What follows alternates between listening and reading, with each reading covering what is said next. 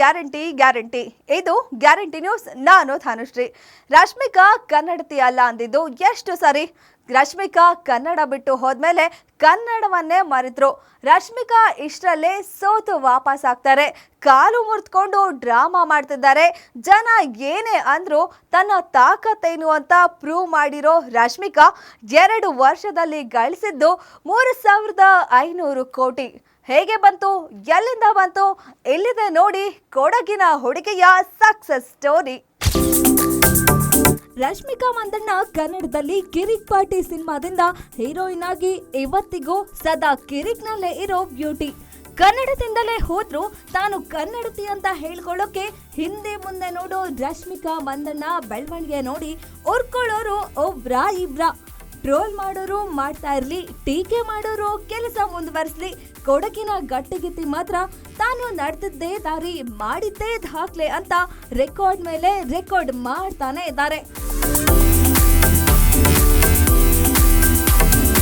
Rashmika Mandanna back to back cinema ಮಾಡ್ತಾರೆ ಅಷ್ಟೇ ಅಂತ ತುಂಬಾ ಜನ ಅನ್ಕೊಂಡಿದ್ದಾರೆ. ಆದ್ರೆ ಸಿನಿಮಾ ಲೆಕ್ಕಾಚಾರ ಬಲ್ಲವರಿಗೆ ರಶ್ಮಿಕಾ ಸಿನಿಮಾದ ಗಳಿಕೆಯ ಅಸಲಿಯತ್ತು ಕಂಡಾಗ ಒಂದು ಲೆವೆಲ್ಗೆ ಶಾಕ್ ಆಗಿರುತ್ತೆ. ಆ ಶಾಕ್ ನಿಮಗೂ ಆಗುತ್ತೆ ನೋಡಿ. ರಶ್ಮಿಕಾ ಮಂದಣ್ಣ ಸದ್ಯ ಇಂಡಿಯನ್ ಸಿನಿಮಾದಲ್ಲೇ ಮೋಸ್ಟ್ ಬಿಸಿಯೆಸ್ಟ್ ನಟಿ. ಬ್ಯಾಕ್ ಟು ಬ್ಯಾಕ್ ಹಿಟ್ ಕೊಟ್ಟ ಹ್ಯಾಟ್ರಿಕ್ ಹೀರೋಯಿನ್. ರಶ್ಮಿಕಾ ನಟಿಸಿದ ಕಳೆದ 3 ಸಿನಿಮಾಗಳು ಬ್ಲಾಕ್ ಬಸ್ಟರ್ ಸಿನಿಮಾಗಳಷ್ಟೇ ಆಗಿಲ್ಲ, ಕಲೆಕ್ಷನ್ ಬಾಚಿಕೊಳ್ಳೋದ್ರಲ್ಲೂ ದಾಖಲೆ ಮಾಡ್ತಿವೆ. ಕಳೆದ 2 ವರ್ಷಗಳಲ್ಲಿ ರಶ್ಮಿಕಾ ನಟಿಸಿರೋ 3 ಸಿನಿಮಾ ಮಾತ್ರ ರಿಲೀಸ್ ಆಗಿದ್ರು. ಈ 3 ಸಿನಿಮಾಗಳು ಮಾಡಿರೋ ಕಲೆಕ್ಷನ್ ನೋಡಿದಾಗ ನಿಮಗೂ ಅಬ್ಬಬ್ಬಾ ಅನ್ಸುತ್ತೆ. ಈ 3 ಸಿನಿಮಾಗಳು ಮಾಡಿರೋ ಮೊತ್ತ ಬರೋಬ್ಬರಿ 3,500 ಕೋಟಿ. ರಶ್ಮಿಕಾ ಮಂದಣ್ಣ ಅನ್ನೋ ನ್ಯಾಷನಲ್ ಕ್ರಶ್ ನಟಿಸಿರೋ 3 ಸಿನಿಮಾಗಳು ಇಂಡಿಯನ್ ಸಿನಿಮಾ ಇತಿಹಾಸದಲ್ಲೇ ಹೊಸ ದಾಖಲೆ ಬರಿತಾ ಇದೆ. ಈ ದಾಖಲೆ ಬರೆದ ರಶ್ಮಿಕಾ ಸಿನಿಮಾಗಳ ಒಟ್ಟು ಗಳಿಕೆ 3,500 ಕೋಟಿ.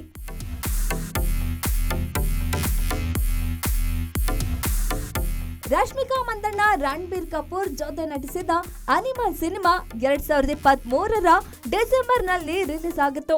100 ಕೋಟಿ ಬಜೆಟ್ ನಲ್ಲಿ ಸಂದೀಪ್ ರೆಡ್ಡಿ ವಂಗ ನಿರ್ದೇಶನದಲ್ಲಿ ರಿಲೀಸ್ ಆದ ಅನಿಮಲ್ ಸಿನಿಮಾ ಗಳಿಸಿದ್ದು ಬರೋಬ್ಬರಿ 950 ಕೋಟಿ. ಸೈಲೆಂಟ್ ಆಗಿ ಮಲಗಿದ್ದ ಬಾಲಿವುಡ್ ಅನ್ನ ಎಬ್ಬಿಸಿದ್ದೇ ಈ ಅನಿಮಲ್ ಸಿನಿಮಾ. ಇನ್ನು ಅನಿಮಲ್ ಸಿನಿಮಾ ಬಳಿಕ ರಶ್ಮಿಕಾ ಅಭಿನಯದ ಪುಷ್ಪ 2 ಸಿನಿಮಾ ರಿಲೀಸ್ ಆಯಿತು. ದೇಶಾದ್ಯಂತ ಪುಷ್ಪ 2 ಮಾಡಿದ ಅಬ್ಬರ ಜನ ಇನ್ನೂ ಮರ್ತಿಲ್ಲ.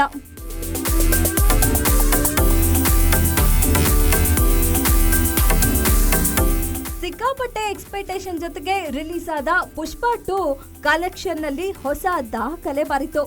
ಅನಿಮಲ್ ಸಿನಿಮಾ ರಿಲೀಸ್ ಆಗಿ ಸರಿಯಾಗಿ 1 ವರ್ಷದ ನಂತರ ರಿಲೀಸ್ ಆದ ಪುಷ್ಪ 2 ಮಾಡಿದ ಕಲೆಕ್ಷನ್ ಭರ್ತಿ 1,800 ಕೋಟಿ. ಇದು ಇಂಡಿಯನ್ ಸಿನಿಮಾದಲ್ಲೇ ಹೊಸ ದಾಖಲೆ. ಇವೆರಡು ಸಿನಿಮಾದ ಬಳಿಕ ಬಂದ ರಶ್ಮಿಕಾ ಅಭಿನಯದ ಮತ್ತೊಂದು ಸಿನಿಮಾ ಚಾವಾ. ಸದ್ದಿಲ್ಲದೆ ಬಂದ್ರು ರಿಲೀಸ್ ನಂತರ ಅಭಿನಯಿಸ್ತಾ ಇರೋ ಚಾವಾ. ರಶ್ಮಿಕಾ ವಿಕ್ಕಿ ಕೌಶಲ್ ಅಭಿನಯದ ಸಿನಿಮಾ 1 ತಿಂಗಳು ಅಂದ್ರೆ ಫೆಬ್ರವರಿ 14ರಂದು ತೆರೆಗೆ ಬಂದ ಚಾವಾ ಇನ್ನು ಥಿಯೇಟರ್ ನಲ್ಲಿ ಒಳ್ಳೆ ರೆಸ್ಪಾನ್ಸ್ ಜೊತೆಗೆ ಪ್ರದರ್ಶನ ಕಾಣ್ತಾ ಇದೆ. ಇಲ್ಲಿವರೆಗೂ ಚಾವಾ ಬಾಚಿಕೊಂಡಿರೋ ದುಡ್ಡು ಹೆಚ್ಚು ಕಡಿಮೆ 700 ಕೋಟಿ. ಈ 3 ಸಿನಿಮಾಗಳ ಗಳಿಕೆಯನ್ನ ಒಟ್ಟು ಮಾಡಿದ್ರೆ 3,450 ಕೋಟಿಗಿಂತಲೂ ಹೆಚ್ಚಾಗುತ್ತೆ. ಅಲ್ಲಿಗೆ ರಶ್ಮಿಕಾ ಇಂಡಿಯನ್ ಸಿನಿಮಾದ ಸದ್ಯದ ಗೋಲ್ಡನ್ ಲೆಗ್. ನೋಡಿದ್ರಲ್ಲ, ರಶ್ಮಿಕಾ ನಟಿಸಿದ 3 ಸಿನಿಮಾಗಳಿಂದ ಬರೋಬ್ಬರಿ 3,500 ಕೋಟಿ ಕಲೆಕ್ಷನ್ ಆಗಿದೆ. ಸದ್ಯಕ್ಕಂತೂ ರಶ್ಮಿಕಾ ಮಂದಣ್ಣ ಇಂಡಿಯನ್ ಸಿನಿ ಇಂಡಸ್ಟ್ರಿಯಲ್ಲೇ ಗೋಲ್ಡನ್ ಲೆಗ್ ಆಗಿದ್ದಾರೆ. ಮತ್ತಷ್ಟು ಸುದ್ದಿಗಾಗಿ ನೋಡ್ತಾ ಇರಿ ಗ್ಯಾರಂಟಿ ನ್ಯೂಸ್. ಸುದ್ದಿ ಖಚಿತ, ನ್ಯಾಯ ನಿಶ್ಚಿತ. ಗ್ಯಾರಂಟಿ ನ್ಯೂಸ್, ಸುದ್ದಿ ಖಚಿತ, ನ್ಯಾಯ ನಿಶ್ಚಿತ.